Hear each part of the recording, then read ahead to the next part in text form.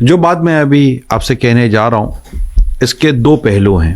ہمارے یہاں کچھ ایسے فیملی ممبرس ہیں جو آؤٹ آف کنٹری بھی ہوتے ہیں, ان سائڈ کنٹری بھی ہوتے ہیں, ملک میں ہوتے ہیں, بیرون ملک ہوتے ہیں, اور اللہ نے انہیں نوازا ہوتا ہے تو وہ اپنے فیملی ممبر کو, اپنے کزنس کو, بھائی کے بچوں کو, بہنوں کے بچوں کو یا بھائی کو یوں مختلف سپورٹ کرتے ہیں, اور کرنا چاہیے. اس میں کافی صلہ رحمی بھی ہے اور فوائد بھی ہیں, اور فیملی بڑی سٹیبل ہو جاتی ہے.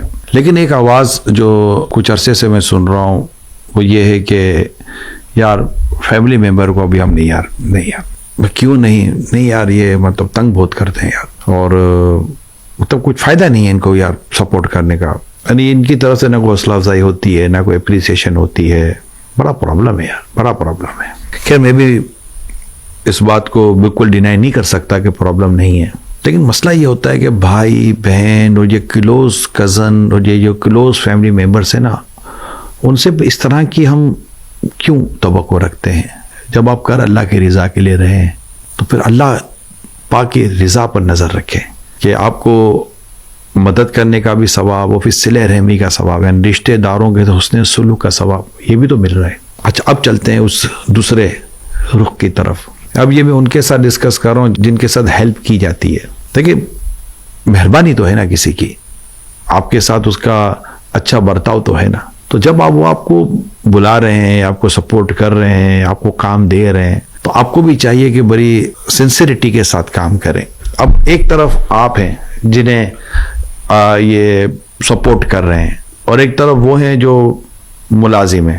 آپ دیکھیے کہ وہ ملازم جس انداز سے کام کر رہے ہوتے ہیں کہ آپ بھی اسی طرح کام کر رہے ہوتے ہیں. ٹھیک ہے انہوں نے آپ کو بطور ملازم رکھا یا نہیں رکھا بات کی بات ہے, لیکن کام کے اپنے تقاضے تو ہے نا. اچھا اب ایک امپلائی ہے, جب وہ کام کر رہے ہیں تو ان کے یہاں بھی ایمرجنسی ہوتی ہے, ان کے یہاں پرابلم ہوتی ہے, ان کے یہاں بھی خوشی کا معاملہ ہے, ان کے بھی غم کا معاملہ ہے. لیکن ایک جاب کی ایک اپنی اور ایک کام کی ایک اپنی ضرورت ہوتی ہے, اس کا ایک اپنی ریکوائرمنٹ ہوتی ہے, وہ ان سب کو فلفل کر رہے ہوتے ہیں. مگر جب کزن یا رشتہ داروں کے ساتھ اس طرح کا کام یا معاملہ کیا جاتا ہے تو وہ ہر چھوٹی بڑی باتوں کو چھٹی لے لیں گے. جس نے آپ کو موقع دیا ہے, یا جس نے آپ کو بلایا ہے, یا جس نے آپ کو مطلب آپ کو ورکنگ میں اپنے ساتھ ملایا ہے, اس کا کیا قصور ہے؟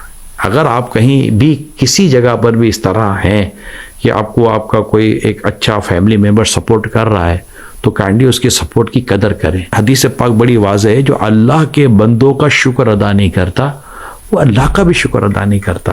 اچھا اب دوران گفتگو میرے ذہن میں ایک تیسری چیز آئی ہے. اب جنہوں نے سپورٹ کیا ہے نا, میں اب ان سے پھر میں آپ سے ریکویسٹ کر رہا ہوں. قرآن کریم میں بڑا واضح ارشاد ہے, احسان جتا کر اور ایذا دے کر اپنے صدقات کو باطل نہ کرو. آپ نے جو ان کے ساتھ حسن سلوک کیا ہے تو اب ایسی گفتگو بھی نہ کریں کہ تمہیں تو میں نے یہ کیا, تمہیں تو میں نے وہ کیا, تم تو تھے کچھ نہیں, تم تو یہ کچھ نہیں تھے, تو احسان مانو میرا وغیرہ وغیرہ. پتہ نہیں پھر بعض اوقات کہانی افسانے ختم ہی نہیں ہو رہے ہوتے. اچھا بعض اوقات آپ کو اللہ نے نوازا ہے تو آپ اپنی کسی فیملی ممبر میں کسی کی شادی کروا دیتے ہیں, کسی کو گھر دلا دیتے ہیں, کسی کو اور سپورٹ کر دیتے ہیں, یا اپنے ساتھ نہیں تو کسی کو بزنس ہی اس کا کریٹ کر کے دے دیتے ہیں. یہ سارا آپ کا سپورٹ ہے, نو ڈاؤٹ ایکسٹرا آرڈنری ہے, یہ بہت اچھی بات ہے اور کرنا چاہیے. لیکن اس میں تمام تر شرعی تقاضوں کو, اخلاقی اقدار کو, جو ایک مورل ویلیوز ہیں ہماری, ان کو بھی تو سامنے رکھنا ہے نا.